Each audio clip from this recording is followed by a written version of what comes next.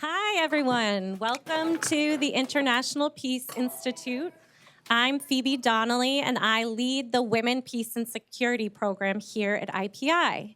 We're excited to be co-hosting this event with many collaborators, importantly, the International Civil Society Action Network, ICAN, but we have other partners. We have the permanent mission of the UK to the UN, the permanent mission of Norway to the UN, the Global Partnership for the Prevention of Armed Conflict, Legal Action Worldwide, the PIMAN Alumni Foundation, the Association of War-Affected Women, the Center for Civil Society and Democracy, and the Coalition for the UN We Need, and Women Equals Men Dutch Gender Platform. So it's a collaborative effort, much like a lot of the work on women, peace, and security. For those who don't know us at IPI, welcome.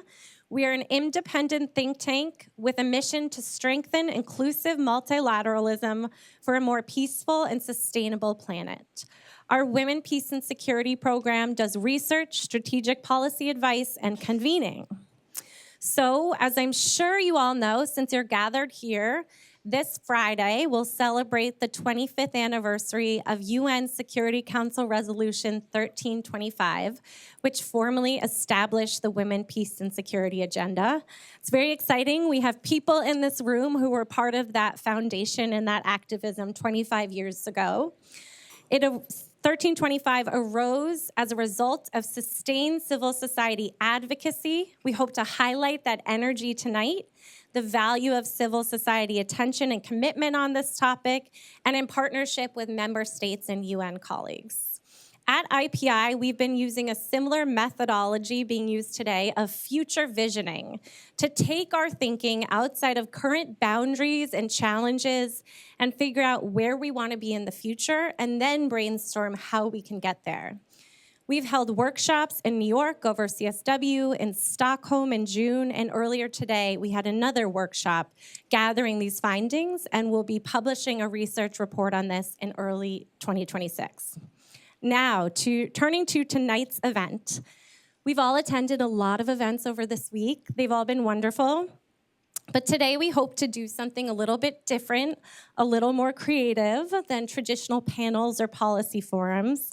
You will be hearing from the ghost of 1325, past, present, and future, to confront the Security Council with its unfulfilled promises.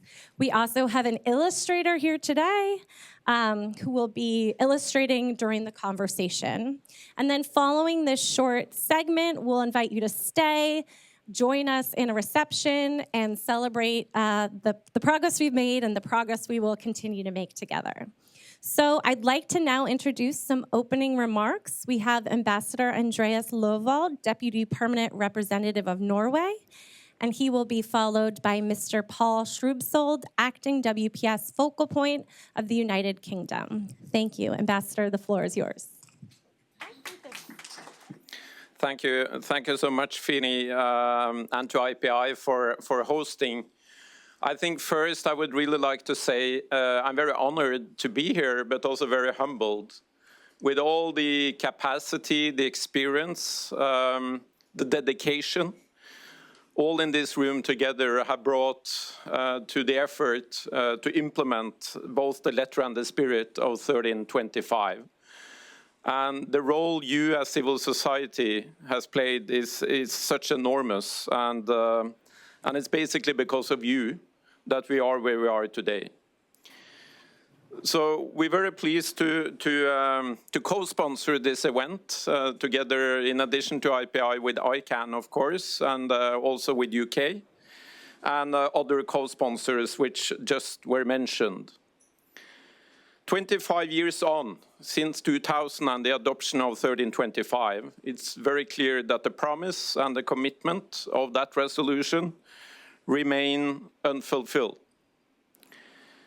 So if you look around the world, from Gaza to Ukraine to Sudan and elsewhere, with a dramatic spike of conflicts, while at the forefront of conflict prevention and mitigation, we know that women are still fighting for a seat at the peace and the negotiation tables. As we have learned from the SG report, the recent one, over the past 5 years, the average of women's representation among signatories to peace agreements or peace accords was only down at 11%. And only 1 in 10 peace talks in 2024, last year, included women negotiators. Friends, despite certain progress we have made jointly since 2000, I don't have time to mention all of them, but I think it's important we recognize and that we are aware on actually everything we have made progress. If we think about all the national action plans that exist and that are implemented thoroughly, and we think about all the strong gender provisions, at least, that have been integrated and secured in quite many peace accords, we must still recommit and we must do far better than what we promised back in 2000. So when we all, in this room and beyond, we say that full, equal, meaningful and safe participation of women in peace processes are a prerequisite for long-term and sustainable peace, that's not enough to just commit to that in words and deeds, but we must implement it through concrete action. That means that women must be appointed as lead mediators, and they must be always an integrated part of all mediation teams. It also means that women must be secured a key role in all the different stages of any peace efforts or peace processes, from the outset or the inception when you design the process, through the conduct, through the accord, but ultimately through its implementation at the end. It also means that we must advocate more effectively, directly with the conflict parties to secure women participation. It also means that we must make sure to engage with a broad range of women leaders, especially from civil society, as you very much know. And finally, we must also secure gender expertise to promote gender-responsive mediation. Friends, this gathering reminds us that the WPS agenda, in addition, of course, to its normative power, genuinely and always was about making concrete, practical steps of change and to deliver concrete results, to prevent conflicts, to protect women's rights, and to secure women's participation in both peacemaking and peace building. So this event invites us to both look back at what actually has been achieved, and it means that we must face the gaps of the present, and it also means that we must imagine a future where the vision of 1325 is actually achieved. It is first and foremost a call to conscience, to turn words and deeds into action. And one aim of this event, as you know, is to agree on a short, actionable list for the next 100 days. Finally, let me just say that Norway's partnership with ICAN goes a long way back. It dates actually back for a decade. And we supported the creation and the launch of the ICAN spearheaded Women's Alliance for Security Leadership back in 2015. An alliance, as you know, that advances and forges strategic collaborations at all the different levels, but not the least globally and regionally. We will be hearing from several of the founding members tonight. And finally, just to say the obvious, Norway will remain very committed to this agenda and do whatever we can in taking our shared responsibility from our side in integrating the letter and the spirit of 1325 in every step we take when we facilitate mediation efforts that we are engaged with, so it's fully aligned with what we do in practice. Thank you.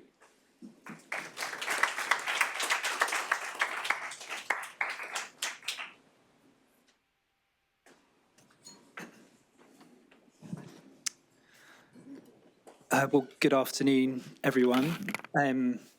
I'd also like to start by making a few thank yous. So thank you to ICAN, to IPI, to Ambassador Lovold and the Permanent Mission of Norway and all the other partners for this event today.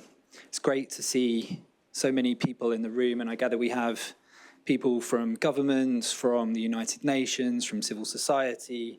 It's wonderful to have you all with us. And I absolutely echo the comments from Ambassador Lovold about our gratitude for your commitment to this agenda and everything you've delivered over the last 25 years. And also, I'm really great to have so many people at this, a really innovative event, I think, to commemorate the anniversary of UN Security Council Resolution 1325. As we all hear during the panel on the past and the present, I'm sure that we will find there is much to celebrate since 2000. But I am also sure that we will also hear that we haven't achieved everything that we set out to, and the current situation is hugely challenging. We must do more to protect the women that are courageously fighting for their rights and their meaningful participation in peace and security. We must galvanise global action to prevent conflict-related sexual violence and strengthen justice and accountability for survivors. And we must defend the rights of women and girls that are under attack and understand how this threatens our shared national and global security. We are proud to be co-hosting this event today, and I look forward to the discussion as we reflect on the successes, missed opportunities, and most importantly, look to the future and the tangible actions that we can take now to drive momentum on the WPS agenda. We're also delighted to be collaborating with ICAN on this event. We are proud to have provided seed funding for ICAN's Innovative Peace Fund in 2015, and we've continued to support that since. We endorsed and committed to implementing ICAN's protection framework for women peace builders in our 5th National Action Plan. That is an essential actionable tool to ensure that women peace builders' safety and to avoid inadvertent harm to them, their work, and the communities they serve. We're also grateful to ICAN for the impact they have made and are making and will continue to make for women-led organisations working to advance the WPS agenda in the most challenging contexts. And as Ambassador Lovold committed to WPS for Norway, I can say exactly the same for the UK. We stand here resolute with you and steadfast in our commitment to the women, peace and security agenda. And I look forward to hearing today's discussion and urge everyone to commit to shaping a future where the promise of 1325 is not just a ghost of the past, but a living and guiding force for peace and security. Thank you.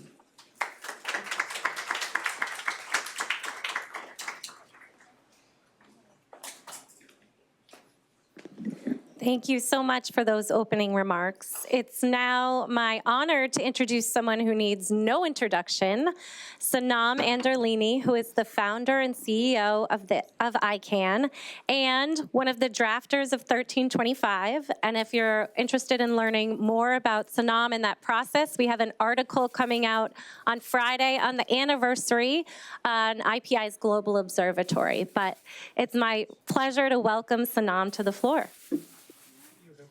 25 years ago, we women who live the wars the Security Council debates appeared before the Council, urging action, sharing our solutions to prevent and mitigate the violence and complex wars we faced. Of course, they adopted Resolution 1325. But those words on paper have really not been realized. As you all know, today we face an arms race, shrinking civic space, climate crises, more wars, continued occupations, and genocide. This year, we at ICAN and our partners in the Women's Alliance for Security Leadership decided that we didn't want to issue any new statements about what's going on. Instead, we are honoring our community of women peace builders who appeared before the Security Councils throughout these 25 years, year on year, speaking for the millions they represent, by echoing their messages back to you. And so before we start the event, I wanted to share with you this mashup remix of what women said to the Security Council throughout these years. Every word you hear now from my colleagues has been stated at the Security Council in these last 25 years. Thank you. So I'm going to hand it over to my colleague, Bisaka. Over 25 years, we shared our realities. The war came to my doorstep the day my son was missing in action from the battlefield.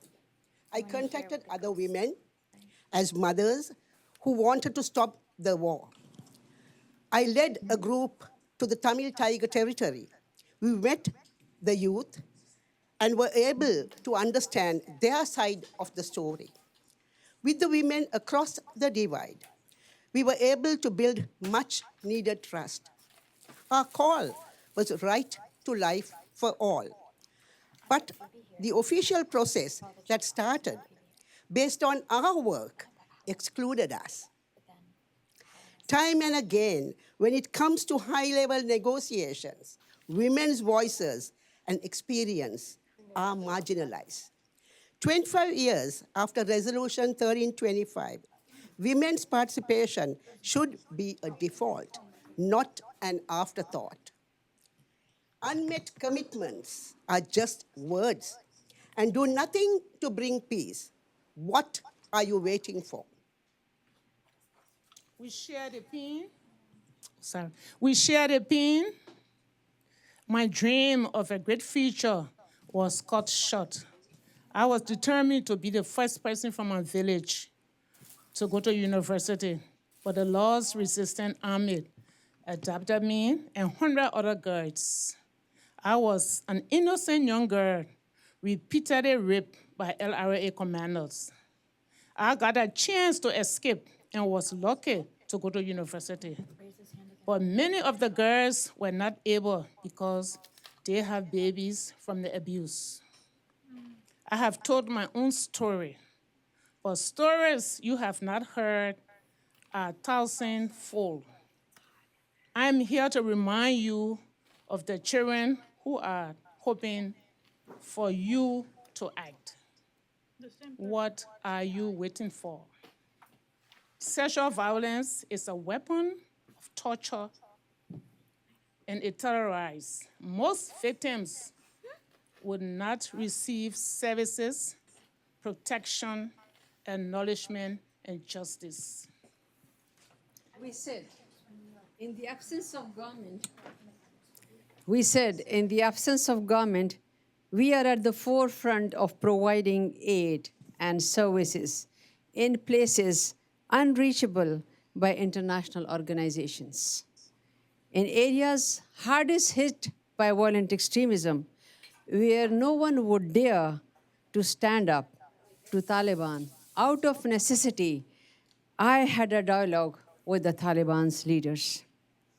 Without protection and with scant resources, we continue to work to bring peace in our communities. When sensitize young people to dissociate themselves from the armed groups. We speak for unarmed civilians, bring tolerance, forgiveness, and practical solutions that are the basic tenets of reconciliation. We can go places, say things, engage and build trust in ways that are not possible for other vectors. We are not essentializing women. By speaking about the women, we have the vision, who have the vision, courage, and skill to engage in such deeply dangerous work. Those who act out of the horrific ordeals they have suffered have transformed into peace builders. Yet, we remain vastly underrepresented in efforts to prevent conflict and violent extremism. Unmet commitments are just words. What are you waiting for? We warn you, lasting peace can be achieved only when women sit at the negotiation table together with men. the Taliban view of women who speak out as the enemy because they expose the depth and the breadth of the Taliban's abuse of Afghan people. If we leave it only to men, we get Israeli generals and Palestinians who will not be defeated. There is no room to negotiate. Our demands for inclusion are pragmatic. We should wielding weapons and threatening violence be the only ticket to peace talks. If you are serious about achieving peace, then as governments and the United Nations respect and draw on peace actors. We do not live in the realm of fantasy. Our wars are complex and multifaceted. Our peace processes must be rooted in that reality. But unmet commitments are just words. What are you waiting for? We explained to you, women's inclusion is it's not about culture, it is about power. All issues are women's issues. Peace is not simply ending war, but addressing collectively the root causes of conflict and demilitarizing our societies. When we speak of peace in everyday life, for women and men, it means accepting differences, being treated well by the police, employment, health, women walking alone free from danger of being raped, participating in country's decision-making without fear and feeling threatened, children playing and studying without fear of being recruited, without fear of losing a loved one. But unmet commitments are just words. What are you waiting for? The open circle you sit in symbolizes a clear path. The open circle you sit in symbolizes a clear path away from war, breaking the cycle of violence. In the presence of enormous power, you represent, with the terrible awareness of how dangerous that power can be, we ask that you fulfill your responsibility as not as set out in the United Nations Charter. The task of sustaining world peace will be easier in partnership with we, the people of the United Nations. 1325 is unique. What other resolutions are supported by people from Sri Lanka to Colombia, Liberia to Aceh? But unmet commitments are just words. What are you waiting for? We tell you again, you need us, because even when we are women whose very existence contradicts each other, we will talk, but we will not shoot. We are willing to sit together on the same side of the table and look at our complex histories, not getting up until, in respect and reciprocity, we get up together and fulfill our joint destiny. Are you willing to work with us? Unmet commitments are just words. What are you waiting for? What are you waiting for? Thank you.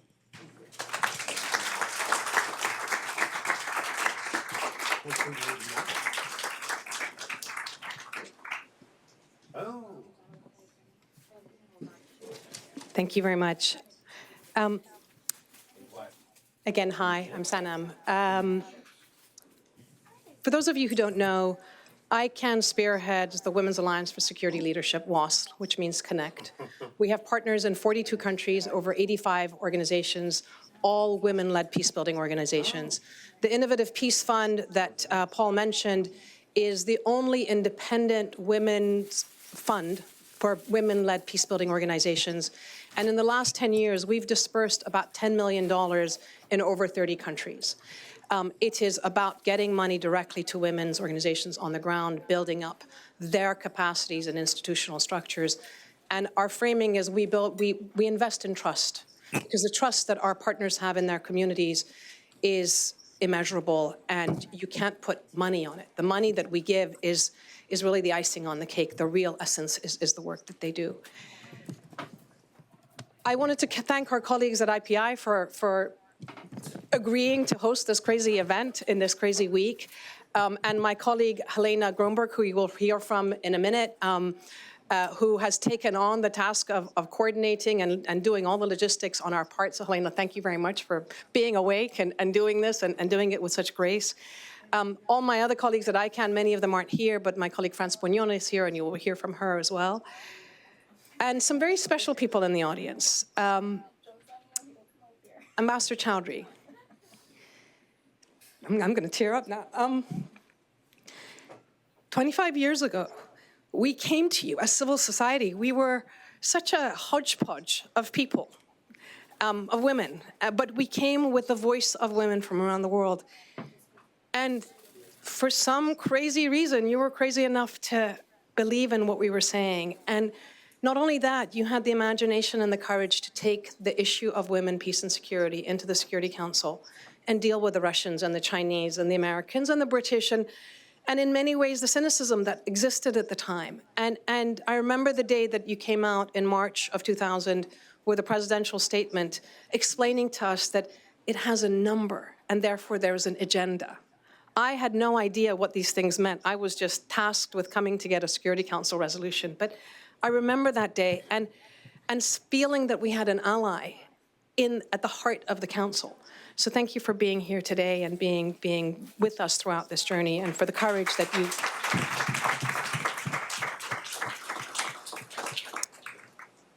I also wanted to thank someone who's been my mentor for many, many years, Senator Mubina Jaffer, who's in the audience and who you will hear from later. Sometimes events like this come about in strange and random ways. And this in particular, we were having a conversation. I was in London. It was very late at night. And Mubina said, "What are you doing for the 25th anniversary in New York?" And I said, "I don't know, Mubina. I don't like going to New York for this anniversary. It's the same talk over and over. But no, we have to go." And back in 2003, she and I met face-to-face in a debate about 1325 and the future and so forth. And so we talked about, should it be a debate format? Should it be something else? And then afterwards, I said, you know, I'm being asked a lot about the past, what we did in the past, but I'm really interested in the future and what's happening now. And this agenda, as you all know, is being challenged in so many ways. And so, you know, I went to sleep thinking past, present, future, and being the English literature buff that I am, I was like, this reminds me of something. And lo and behold, it was The Christmas Carol by Charles Dickens. Now, I don't know whether many of you know the story, but the story of The Christmas Carol is that there is an old man called Scrooge, and he is very wealthy. He's amassed a ton of money. That's all he cares about. He is spiteful and hateful, and he can't stand the people that work for him, and he treats them like slaves and so forth. It's an old, spiteful man who doesn't like anyone. I wonder whether we know any of those around the world these days. And he goes to sleep on Christmas Eve, and he has a dream. And the dream is three ghosts that appear, the ghost of the past, Christmas past, and it's the vision of his childhood and this home that he had and the love and the warmth and the care that existed and the hope of the future that was there as a child. Then it's the ghost of the present. And he's here, he's alive, and he's amassed all this wealth, and yet he's completely alone on Christmas Day, and sitting with all his gold coins, counting the money, but so what? And then it's the ghost of the future, and it's his funeral and his burial, and no one is there to bury him.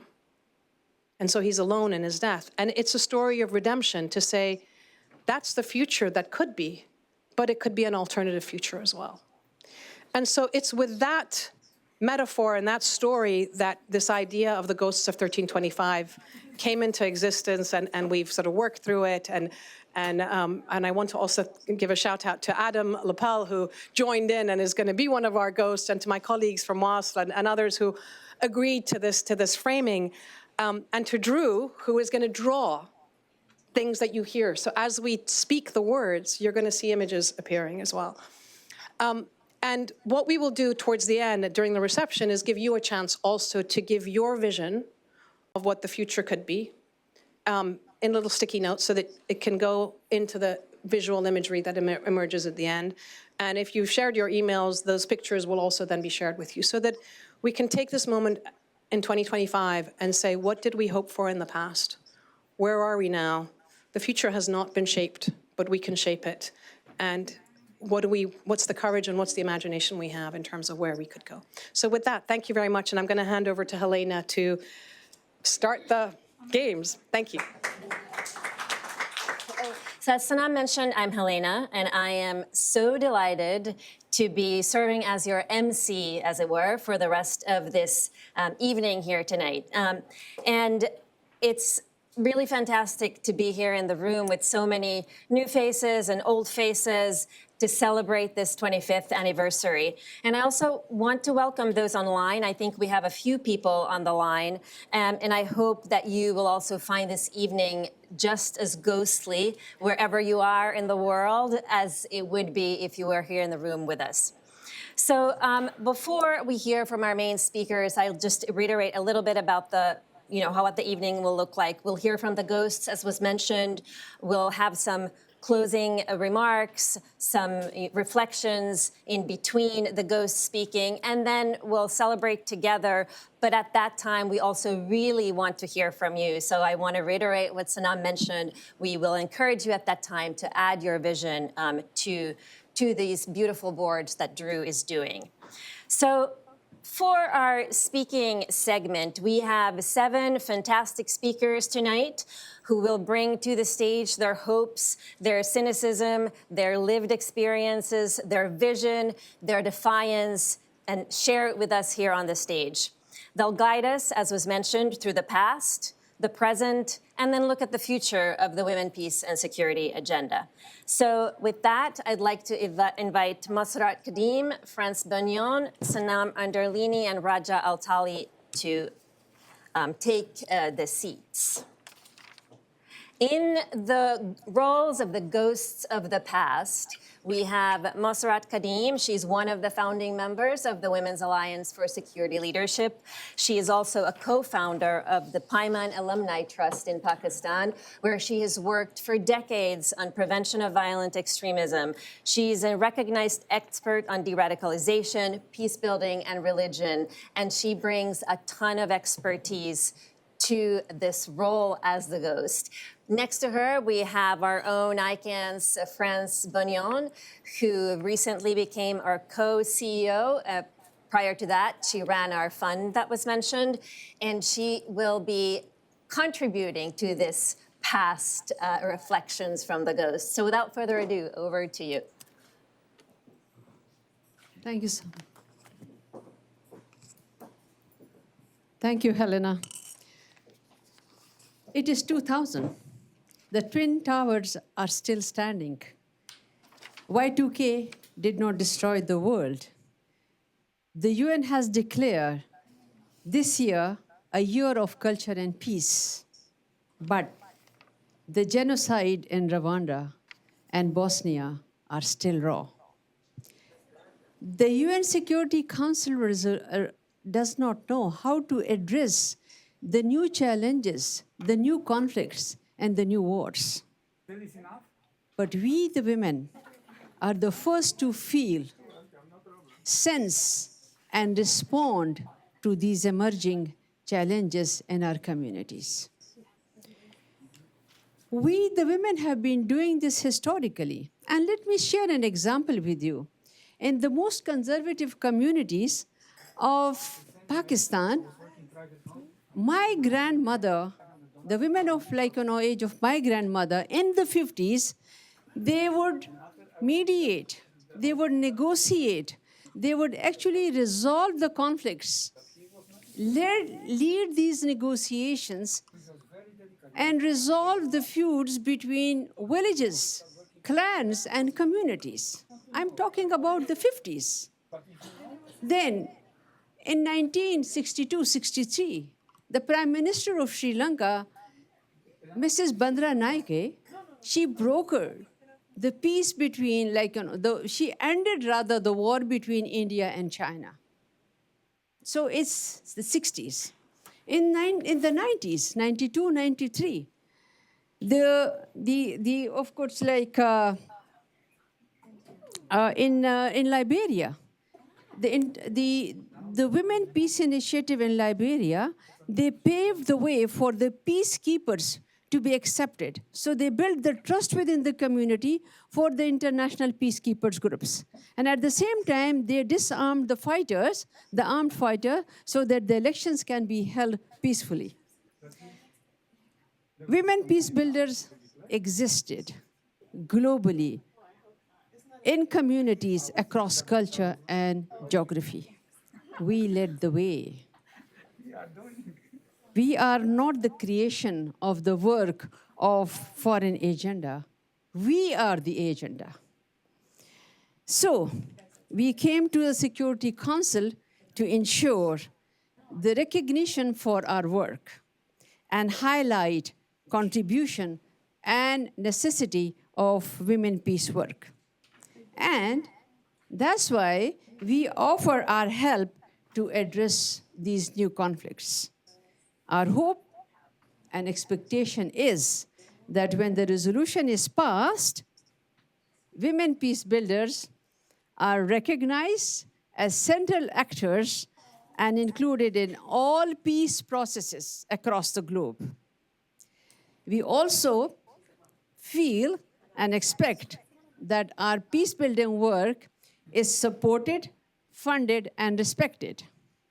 Whoa, do you really agree with that, France? Oh no, poor ghost of 2000. Montserrat, that's so naive and sweet. But what women? Where are we going to find women with expertise in security issues and transitional justice and governance? Those don't exist.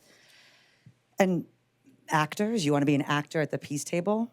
Armed actors aren't going to let women peace actors sit at the same table, regardless of what a resolution says or what words are on a piece of paper. I anticipate that in the next 25 years, there will still be peace negotiations that don't include a woman. I also think you want funding, I think you said? There'll be funding, but not for women on the ground. Well, I mean, you can have a little bit, but you don't really have the capacity to manage the funds or the budget. So we'll keep the funds in the international community, and then you can have some of it, a little maybe. I'm not really sure why you think this resolution is going to be different than the 1,300 other ones that have come before now. It'll be great paper, great concepts, beautiful commitments. We'll put it in a nice little binder and stick it on a shelf, and it'll look good, but that's all. Okay, but I still expect that the survivors of the violence receive not only support, but there is accountability for the perpetrators as well. And we also expect that inclusivity and gender responsiveness are systematized across all governments and institutions. For example, the humanitarian organizations, they mitigate not only sexual violence, but also provide reproductive services for the women and girls in crisis and in humanitarian situation. Wow, systematized. I think you'll get a couple gender advisors, maybe some focal points. Most of their time will have to be on reporting and accountability, of course. They'll be committed. They'll want to do the work, but I mean, where does the real change come in just because we have an agenda, right? Is there really going to be practical? Can they navigate? Can they systematize the whole government? It just seems really, really difficult. And I think if you're lucky, you'll have some side events. The main negotiations will happen, but you'll get time. And there might even be some regional consultations, local consultations, even possibly, and a good checkbox. We can say, women, done, included, agenda achieved. We expect that actually, the international community, the international entities will heed to our warnings and solutions for rising violent extremism. And I think this agenda, we expect, this agenda will create a partnership which is based on equality and mutual respect.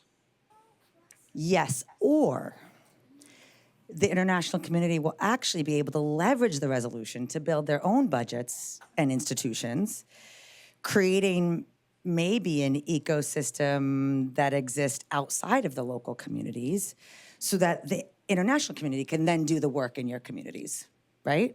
As the experts, of course. I imagine you might even find yourself competing with the international community for funds to do your work. But, you can be an implementer, okay? And you just have to submit a really good concept note, and don't forget the log frame, a solid log frame. And instead of spending time building trust in your communities, you can explain to us the impact of building the trust and how you're gonna do it. So you can steal my, ideas and thrive on that, okay. But still, we are waging peace. We have been waging peace. We are not waging wars. By preventing hundreds and thousands of youth and women from becoming radical in our part of the world. So we are the peace builders. We are actually, this is our resolution, and we will keep it alive. We have prevented, we really want to continue with our efforts on the ground, and we don't want to be co-opted, and we will not let anybody to co-opt us, and we will hold the international community accountable and responsible. We'll see. Okay. Give it up for our ghosts from the past. Thank you so much. So before we turn over to our present ghosts, do we have any burning interjections from the floor? Anybody who burns to add something, say something? I'm looking a little bit at you, Ambassador Chowdhury, if you would like to add something to maybe the vision. Well, I can mention one thing, that none of the Security Council resolutions, particularly those which focus on human dimension, will not work still we adopt the human security dimension. State security is not going to resolve our problem. And that is what is happening. Year after year, we adopt a resolution, but nothing works. So that is my 2-cent contribution. Thank you. So I think what I'm hearing is implementation, implementation, implementation, right? So actually, I'll just do this. Works well. Yeah. And exactly, human security. So moving then to the present, we're now 25 years later. We're in 2025. The world looks quite different than it did back then. Thank you. But women are still mediating. They are still doing the local work on the ground. So for our present ghosts, in the role of the present ghosts, we have two fantastic women. We have Raja Altali, also a member of the Women's Alliance for Security Leadership and a co-founder of the Civil Society and Democracy in Syria, Center for Civil Society and Democracy. Raja has done also decades of work with civil society in Syria. She has documented human rights violations. She's done continues to do a lot of advocacy around the UN. I'm sure you'll all see her here if you haven't already, working the rooms and working the missions. And then we have Sanam, of course, from ICAN, also in the role of the present. So Raja, we're going to start with you. How do you see the WPS principles being tested right now, possibly? And maybe you can share a little bit about your own context. So Thank you both. It's good to be positive, optimistic. Of course, we have 1325, we have 10 resolution on women, peace, and security. We have commitment, we have national action plans in more than 100 countries. But thanks, France, for bringing us to the reality. Syria was able actually in the last year to get rid of more than 50 years dictatorship and oppression. So we should be more optimistic that we are in a transition. We are able to bring women, to have women actually exercise the reality of peace building and like a new inclusive transition. Yet, women are killed every day in Syria. Women are kidnapped. And massacre has happened in March against Alawite community. Massacre has happened, especially in July, against Druze community. Women marginalized and discriminated against in the transition, even though we have been on the forefront during the Syrian revolution, leading on demonstration, leading on advancing peace, calling for peace, calling for the necessity of implementing 2254, yet women are marginalized again. Every time we need to say women needs to be on the table, there's not in-depth dialogue process happening. We have been in all the discussion, trust building, you talked about trust building, you talked about relief and recovery, you talked about the voices of civil society. Where is the reality in that? In Syria, we have a moment of opportunities. Instead of taking that into implementation, we are losing another opportunity in Syria to implement a real women, peace, and security, to bring women in the forefront and saying that, no, we want to prevent another conflict in Syria. What is happening now? How can I be optimistic while what's happening, it's creating the ground, like building for another conflict, Syrian conflict or regional conflict, or even could lead to international conflict. While we are able to gather, like with partnership, with collaboration, we are able to implement women, peace, and security in Syria, and we are able to stop this maybe stance of like not being able to do anything. We need a democratic state in Syria. We want pluralistic community inclusion transition. We want equality, and we want decentralized country which is able to have a country for all Syrians, separation between religion and state instead of having the religion a tool to make war happen again. So, are we able to do this together? What are we waiting for to support civic society and civic space in Syria in order to lead an inclusive transition, and also women movement, women organization, in order to push for justice of the atrocity, the massacre, not the one that happened this year only. We shouldn't be forgetting all the massacre and the atrocity that happened in the last years of dictatorship and oppression. How can we be optimistic? We need a better implementation of women, peace, and security in Syria. Thank you so much, Raja. And really, we're hearing that what might be happening right now is missed opportunity, right? And all the more crucial and important and pertinent to, at this time, really ensure that the agenda is implemented in Syria. I do sense a little bit of hope there. You still said, but if, so it's not too late yet.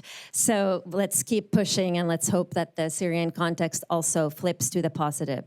So Sanam, can you take us through a vision of what genuine and radical inclusion and accountability might look like right now, and perhaps you can give us some examples of that.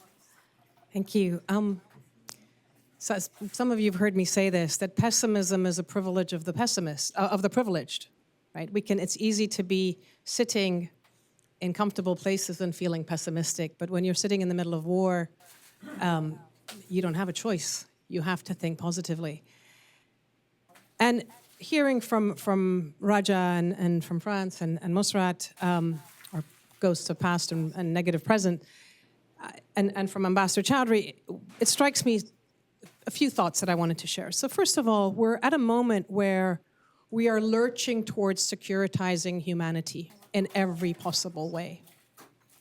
But we have an opportunity also, before that happens, to humanize security and put humanity at the center of what needs to be done. And with that, I also wanted to just remind us that we're often told that diplomacy is the art of the possible. But to create that art, you need an imagination. And maybe that's what's lacking right now, imagining what could be done differently. So Raja spoke about Syria. I wanted to talk about Palestine and Gaza as an example of what could be done. Who could have imagined that there would be a genocide in Gaza 25 years ago? Who could have imagined where we would be today? Who could have imagined that we would now be sitting at the UN and so many member states, including Europeans, have recognized Palestinian statehood? Who could have imagined that an American president would say that annexation of West Bank should stop? These are all interesting developments that have happened just recently. So the question then is, imagine if we took that moment, this tragedy, this horrific event that's happened in the last 2 years, with many of us watching, feeling helpless, and this moment of possibly a very fragile ceasefire, as we know, because it's not holding, but this commitment and these voices that have come from the international community and turning them into reality. I wanted to just run that through with you. Imagine that in the 20-point peace plan that we have from President Trump, the first one being an international force being present in Gaza, that we also had Jordanians and others committing peacekeepers, in fact, 25%, 30% women peacekeepers to be there on the ground in Gaza for Gazan women and children and civilians who are so traumatized. And imagine if this peace board that is being created actually had women from the international community present, connected to women-led councils in Gaza and the West Bank who could be liaisons between peacekeepers and their communities. Imagine if the humanitarian assistance was fully gendered and we actually had women not only delivering the aid, but the whole enterprise being thought through in terms of what are the health needs of women and children and those who are limbless and the orphans and the traumatized. Imagine that this idea of statehood that has now been presented to us and this idea of annexation that needs to be prevented actually being realized. What does that look like?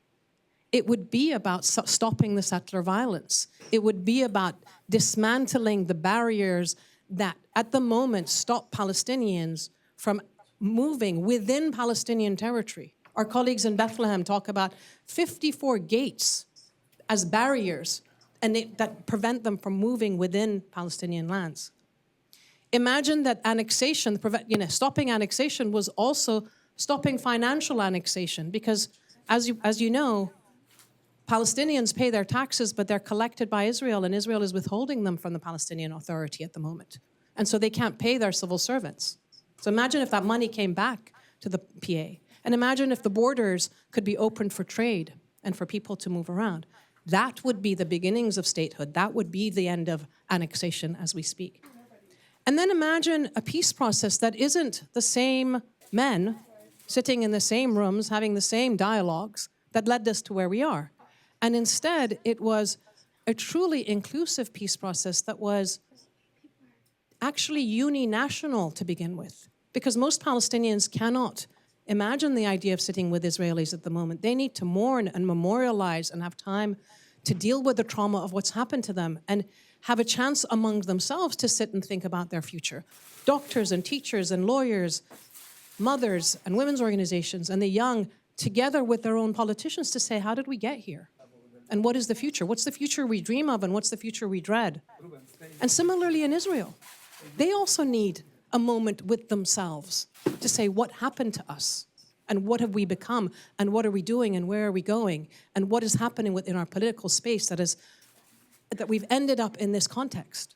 So imagine a peace process that is two uninational, inclusive people's peace processes that are bridged together by the organizations and entities that currently are doing peace dialogues, track 2 dialogues, and beginning to share these images of the future and beginning to see how much similarity there is in terms of the future of coexistence that exists and that could be created. These are all things that could happen. It's all possible. And we could do it now. We could start it now if there was the commitment. So that's the present that we have that can shape the future. And I'll end with this. It's UN 80, and we're rethinking about UN reform and what happens. Isn't it time that we had an SRSG for women, peace, and security that looks at the umbrella and genuinely talks about inclusive peace processes and inclusive humanitarian responses? And isn't this the moment to say, 25 years on, we need a serious peace fund for women and civil society? And my proposition is 1%, just about 1% of the $2.3 trillion that is being spent on the military. You know, a $25 billion fund. It's just over 1% of that 2.3 trillion. Imagine how much peace work and livelihoods and justice work and accountability we could be doing with that money going forward. So these are things that we could be starting now, only if we imagine it. Thank you. Thank you, Zanam, for encouraging us to use our imagination. Again, talking about present opportunity, I think, and speaking for myself, it's really hard to keep that imagination going. And sometimes getting up in the morning and doing it all over and again is difficult. But it's the hope and the imagination and the envisioning of something better that, you know, makes us do what we do in regards to peace building. So let's give it up for our past and present ghosts. And I invite you to go back. Yeah. Go back into the audience. Go back to the past. The ghosts are going back. And then I'd like to invite Visakha Dharmadasa and Adam Lupel to come to the stage. And as we transition, I really encourage you, if you can see, to look at what Drew is doing on the board. He is creating some scenarios of the past and the present that we will be adding to. Yes, you can sit wherever you want to, and I can pass this mic to you if you want. Yes, oh. So, in the roles of the ghosts of the future, we have Visakha Dharmadasa, who's also one of the founding members of the Women's Alliance for Security Leadership. She's also the founder. Oh, Saru, you also need to be up there. I'm so sorry. Thank you for reminding me, Phoebe and France. It looks a little strange. Maybe you want to scoot over a little bit so that you're all kind of sitting together. Thank you for the flexibility. Great. Okay, so Visakha, as I mentioned, is a founding member of the Women's Alliance for Security Leadership. She also is the chair and the founder of her own organizations in Sri Lanka, the Association of War-Affected Women and Parents of Servicemen, that she founded after her own son went missing in action during the Sri Lankan Civil War. And like Mosarat and Saru, I'm sure you all know Visakha. She's been a leading voice in the women, peace, and security arena scene in New York and around the globe, advocating for the agenda. In the other role of the future ghost, we had Adam Lupel, who you've seen here at IPI many, many times. He was previously the president of IPI, and he now leads the Coalition for the UN We Need, and I think that is fantastic. So, Adam, I'm sure you have a lot to share in terms of your global perspectives on sort of from the maybe negative aspects. So, Yes, can you talk a little bit about what the world will look like if we keep going down this current path? What will the world become? Wonderful. Thank you so much. It's such a privilege to be here with so many extraordinary women. Thank you, really. So I took the homework a little bit literally. I speak to you from the perspective of the ghost of future negative. We love it. What would the world look like if 1325 goes unimplemented or even dismantled? I speak to you from the year 2040. I observe a world where women are not only absent from peace processes, and their peace-building and recovery work has gone unfunded and ignored, but where institutions have been hardened against their participation. As anything but bargaining among the purveyors of force is seen as a secondary concern. Negotiations in 2040 are only about hard power among men with guns, and thus they are fragile, easily shattered by the egos and fears of the well-armed, yet always vulnerable. Dominant modes of hierarchical masculinity have become entrenched, privileging the Hesgethian warrior ethos. Militarization has spread. Following a high-growth scenario, global military spending in 2040 has breached $8 trillion, nearly tripling since 2025, gutting social services worldwide and putting nations and communities a hair's trigger away from cataclysm in an expanded nuclear age. Wars once thought resolved, such as in Bosnia and Colombia, have reignited as the women's organizations that were so essential to their sustaining peace were abandoned, and human rights defenders fell victim to unrestrained violence and cycles of recrimination that spiraled out of control.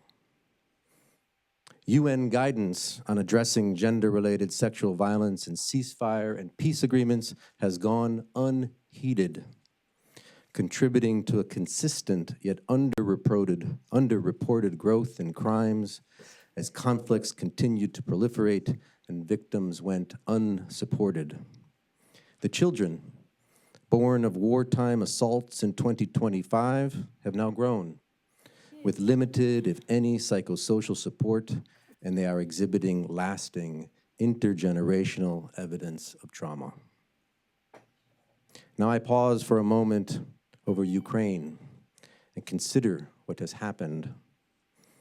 18 years after the full-scale invasion by Russia, war continues, even though Moscow, Kyiv, and Washington came to an agreement years ago. But the work of women peace builders was ignored. Peace builders who warned of social division and the need to incorporate the voices of victims on all sides. Peace builders who saw the lived experiences of soldiers coming home and of the communities left bereft of men when so many did not return. Peace builders who recognized the fears of neighbors across the divide in the Donbass. Peace builders who continue to struggle and contribute to their local communities, but whose work goes unfunded. And as a result, the stitches of war-torn society in Ukraine were never mended. And what was once seen as the greatest geopolitical game of the 21st century in 2040 has descended into a never-ending spiral of civil strife, guerrilla war, corruption, crime, and desperation, always with the risk of inspiring a new outside intervention and greater destruction. But the ghost of future negative dares us to look beyond 2040, further into the future, and from that perspective, dare to imagine that 2025 was just the beginning of our story, and to imagine that even 2040 was not late modernity, but from the distant horizon of humanity's long future was actually an ancient time. A time when technologies were in their infancy, when the systems of knowledge and communication and decision-making had not yet become irrevocably entrenched in exclusionary binary thinking, and autonomous weapon systems had not yet been coded to advance the interests of only the select few who hold the keys to the ever-sophisticated military-industrial complex. A time when there was still opportunity to bake into the mold the paradigms of gender equality and co-creation, when the foundations of human civilization were being made. The ghosts of the future, the generations of the future, encourage us to look back from a truly distant horizon, from hundreds, even thousands of years ahead, to imagine that in 2025, modern human civilization is just beginning. From that expanded time horizon, the ghost of future negative makes us see that in 2025, we are the ancients. We are building the future. It is not predetermined. Generations depend upon us.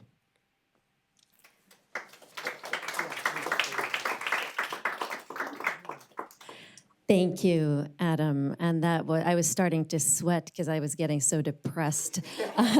But there again, a little bit of a glimmer of hope there, very much appreciated. And Saru, I forgot in the chaos of you coming up to the stage, I forgot to introduce you properly. So we have, of course, Saru Konakarlo, a Liberian peace activist, very involved in the Liberia peace movement, also for decades, also a founding member of the Women's Alliance for Security Leadership. So thank you for joining. So in contrast to this very negative world, if the agenda was realized, what would the world look like, Visakha and Saru? Because I don't think that we will miss the opportunity. We are here just... Maybe use the other mic, if that one's... We are here just opposite the United Nations. So I think it's different. The principles of WPS have become the central driver of how our governments deal with conflict and peace, domestically and internationally. Let me tell you what the world looks like. Violence is not tolerated. There are disputes, but we have mechanisms to deal with them. Inclusive radical dialogue is the default. We have peace huts, tolonas, peace circles, you name it, in all villages. Even for a small dispute, it will be resolved. Women will be heading them. Just like after tsunami in Sri Lanka, the camps, women headed them.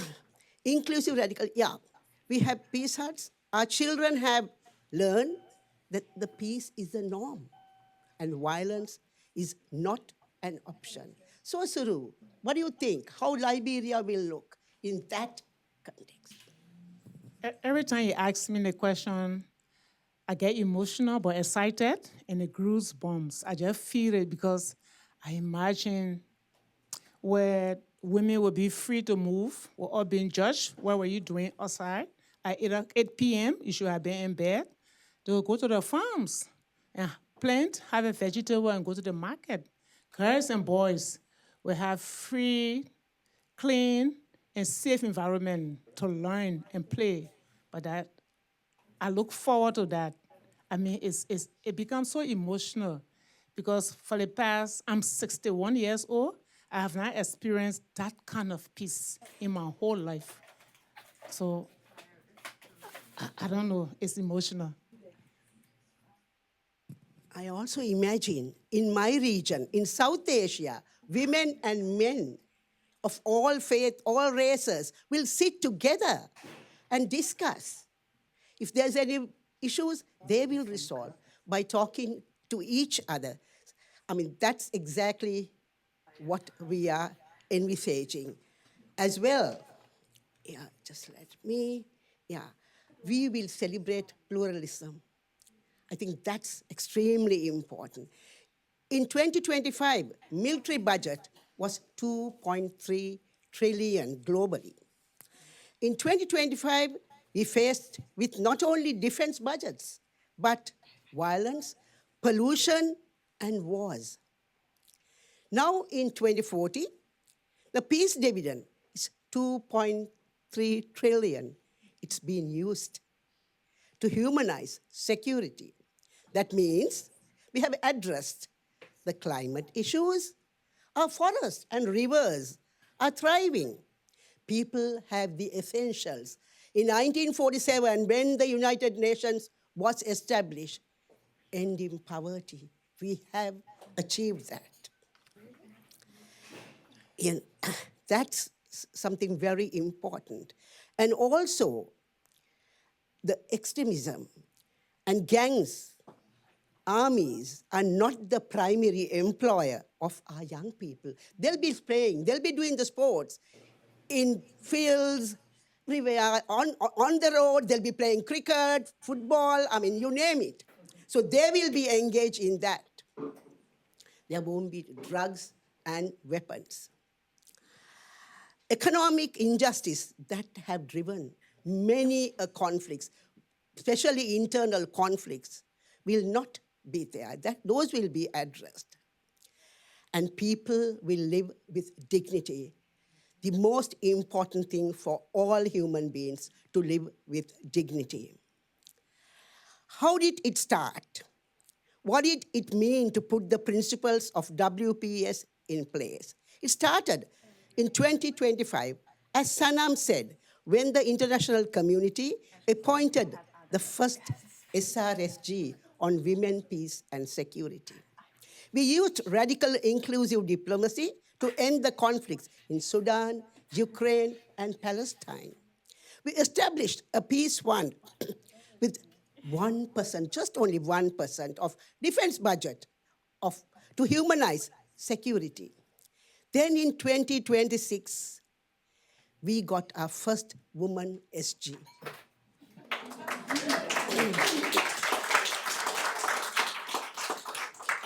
Women are heading countries, just like in 2025, Namibia, Japan, and Ireland is doing. But in 2040, there will be more women heading countries. They'll take crucial decisions. They have drafted new peace-building architecture, taking into consideration the ground realities, not the strict borders, but trade and economies, where they will depend on each other wherever they are in this globe. And do you know the most exciting thing? We will not need visas, right? Because when Vasco da Gama came to our part of the world, we didn't ask him, do you have a visa, right? How long you stayed in that queue, whether it took 6 months or 5 years. So it will be like the world will be in that state. As well, women will be playing a crucial role in major decisions. And values of lives will matter more than military victories.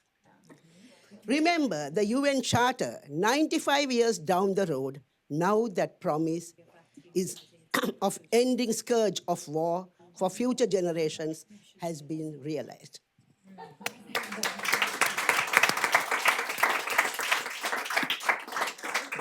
Thank you, our future ghosts. So we really are at a fork in the road, right? We can take Adam's road, or we can take Visaka's road, Visaka's and Saru's road.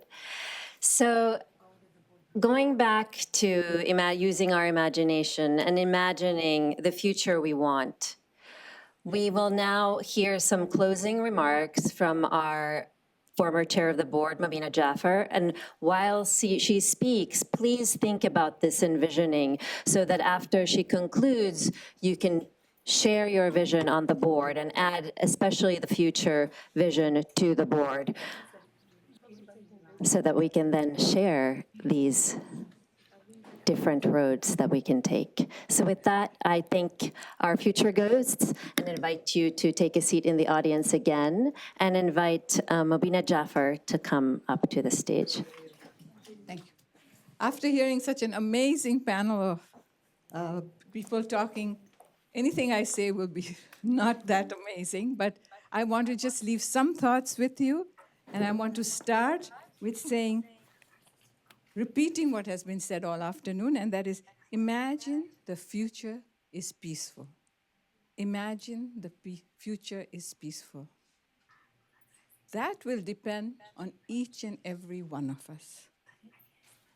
1325 came about because of a small group of deeply committed people, some of whom are in this room, who refused to give up. But then many around the world, civil society joined them. And many governments also have looked at the resolution. And we have to keep reminding the governments to provide resources and push the UN and themselves to look at the peace agenda.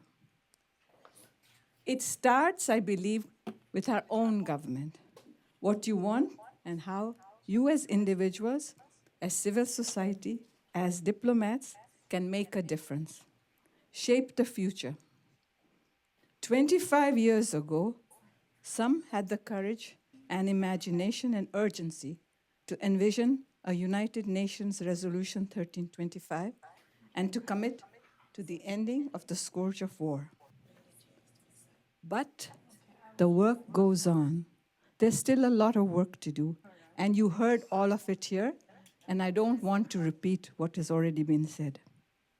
Nothing should stop us from taking on the mantle now and putting in place the pillars and practices to make the future peace real.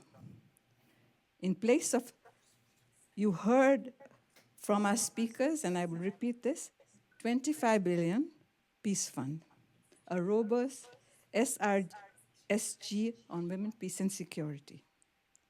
The commitment that no peace process will be supported without the full participation of women peace builders as delegates. Holding our humanitarian agencies accountable for preventing sexual violence in refugee settings. In any context and crisis, the question we each asked was always, what can I do? And when you leave today, I do want you to again reflect on what can I do? Because any change happens by each of us saying, what can I do? You'd be surprised how each of us can leverage power for good change. We have the power. I want to thank all the diplomats that are here, and thank you for speaking today. And most importantly, thank you for the support Norway and UK give to ICAN. It goes very far. I can tell you, as 19 years of being the chair of ICAN, it helped us a lot. It does make a difference, your contribution. So thank you very much. And thank you very much, Ambassador Chaudhry. You have done so much work on this issue. We salute you as well. Let's give all three of them a big clap.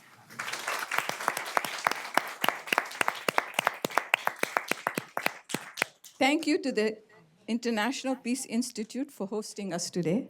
And thank you for making your home our home today. We feel very much at home.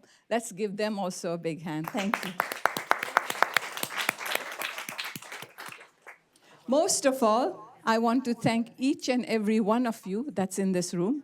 I know you've made a great effort to be here, and it is you who we are looking to continue with this agenda.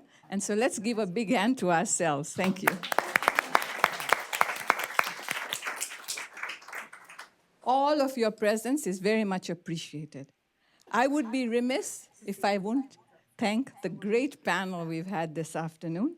And you know, these are not women and man, Adam, that just have given us words. They really do the work on the ground. And for what they put together today was amazing. I think we are all going to go away thinking a lot about what they said. So let us get up and give them a big hand.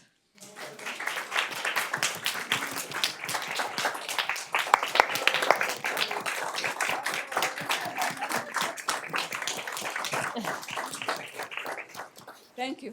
Now I'm going to ask you to sit down. Because I haven't finished. This evening, before you go to sleep, I want you to think about how we can achieve peace. How you yourself, what will you do for us to achieve peace? Some of the things that Visakha said and the optimism that Musara showed, let's think how we can achieve peace. I'm asking the diplomats and civil society, all of you, to find a way to achieve peace. And I want to end with this thought, and that is, some of you have heard me and are sick of what I'm going to say again, and that is, think of a piano. A piano has white keys and black keys. Yeah. And when I was young, my mom wanted me to be a pianist, and my father wanted me to be a politician. And you can see who won out. And she would ask me to practice the piano. To practice the piano, to annoy her, I would just play on the white keys. Try it, the harmony is horrible. Sometimes I would play just on the black keys, and the harmony is just as horrible. But when you play on both the black and white keys, you get harmony. So when society, civil society, and government works to achieve peace, we will achieve harmony and peace. So we all have to go away today and think how we, the civil society, and the governments are going to work together to achieve peace. Thank you very much.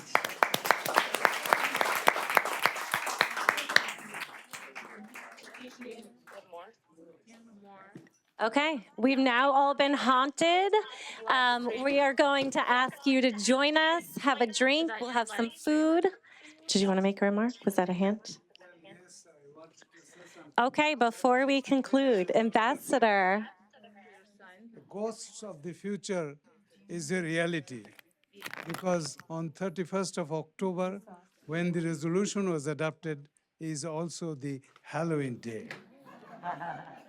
So that is, I think, providential, because my intention as the Security Council President was in 2000 to adopt this resolution on 8th of March, the International Women's Day. But P5 stood in the way, did not allow me to do that. And it took 8 months to reach October to get it done.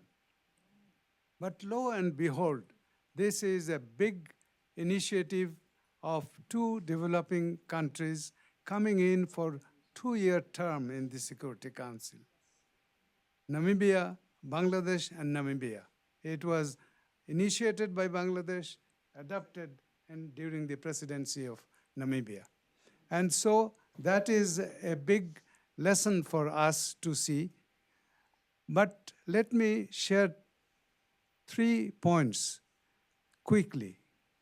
One is the National Action Plan. Every anniversary, starting with the 10th, 20th, and now 25th, we still always, by the next anniversary, we will have all countries. But it is not possible. It is 100 plus, but still a long way to go. And I know, and all of you know, that maybe 10 countries will never do it.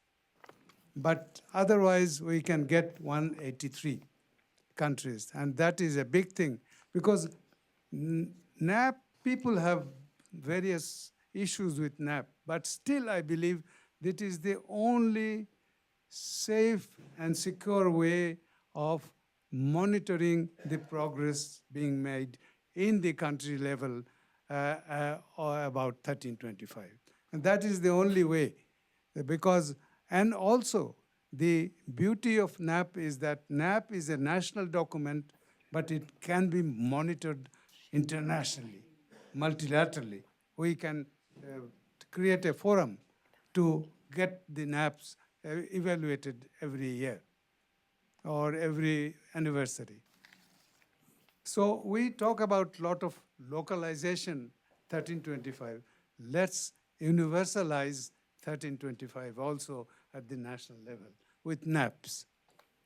Second point is that United Nations leadership need to be engaged in 1325. They are far away from this. None of the talking points of the Secretary General for last 10 years have included 1325 to discuss with other leaders of the world. It is not considered important enough by the UN leadership to put 1325. The Secretary General or other leadership could have told the president of a country X, prime minister of a country Y, to say, what is the status of your country's NAP? Just one sentence would have created, I think, immediately initiatives for completing all the countries. So that is not there. UN Charter is the first international treaty to talk about equality between men and women in the workplace. And same United Nations have got to celebrate its 80th anniversary now. 9 men only leading the United Nations. No woman was given this opportunity. And that is why, thank you, Visakha, for mentioning that. But I believe that is high time. Next year, when the new Secretary General is elected, we should see. And for that, we need to create a strategy. Because UN Charter says General Assembly appoints the Secretary General upon the recommendation of the Security Council. So General Assembly can reject any man. Yes, that is the way we should. All the member states should decide that we will not take any more a man recommended by the Security Council. Permanent membership done is only way the veto can be avoided by throwing the General Assembly's role into that capacity. So that is what I mean. And then finally, I am sorry to say that we would have liked some developing countries also joining in the podium with the Norway and UK to support this initiative. It is very important. It's not, let us not monopolize 1325 implementation. We would have, as a courtesy, we can invite. And this is my call to my developed country colleagues or member states, that they should, as a courtesy, invite 1 or 2 or 3 developing countries coming in, joining in. Whether they pay in the money or not, doesn't matter. So that is very important. Otherwise, it gets sort of looks that it was a game or architecture created by 2 developing countries in the Security Council, but then now they are nowhere here. Nowhere. Even the national plans are also relegated to the secondary thing in the developing world. It is very necessary. If we need to 1325 really see the dream that we are thinking of, we need to create a national level mechanism by all countries. Thank you. Thank you so much, Ambassador, for those points. I think that's a great way to conclude. Thank you all for being here. Thank you for coming to IPI. Thank you for ICAN. And there's one more intervention. Not an intervention at all, just a reminder to stay and add your vision to the future. We'll be handing out pens and Post-it notes. We'll have people walking around, so please don't leave before you ensure that your vision has been gathered. either by Drew or by some of ICAN staff or our colleagues from our co-hosts. So you can give your Post-its to them too, sorry. Thank you. Enjoy.